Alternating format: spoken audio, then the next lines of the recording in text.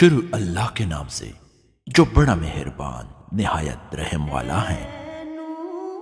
حضرت عمران بن حسین رضی اللہ تعالیٰ عنہ سے روایت ہے کہ ایک صاحب نبی کریم صلی اللہ علیہ وآلہ وسلم کی خدمت میں حاضر ہوئے اور انہوں نے السلام علیکم کہا۔ آپ نے ان کے سلام کا جواب دیا، پھر وہ مجلس میں بیٹھ گئے۔ آپ صلی اللہ علیہ وآلہ وسلم نے ارشاد فرمایا، 10 یعنی ان کے لیے ان کے سلام کی وجہ سے 10 نیکیاں لکھی گئی۔ پھر ایک اور صاحب آئے اور انہوں نے السلام علیکم ورحمت اللہ کہا۔ آپ صلی اللہ علیہ وآلہ وسلم نے ان کے سلام کا جواب دیا، پھر وہ صاحب بیٹھ گئے۔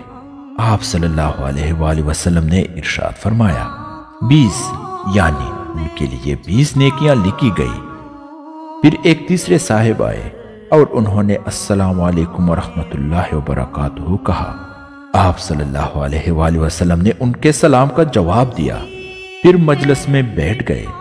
آپ صلی اللہ علیہ وآلہ وسلم نے ارشاد فرمایا، 30 یعنی ان کے لیے 30 نیکیاں لکھی گئی۔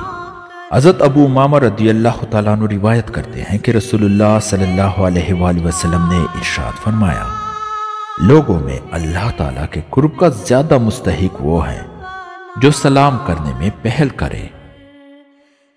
حضرت عبداللہ رضی اللہ تعالیٰ عنہ سے روایت ہے کہ نبی کریم صلی اللہ علیہ وآلہ وسلم نے ارشاد فرمایا، سلام میں پہل کرنے والا تکبر سے بری ہے۔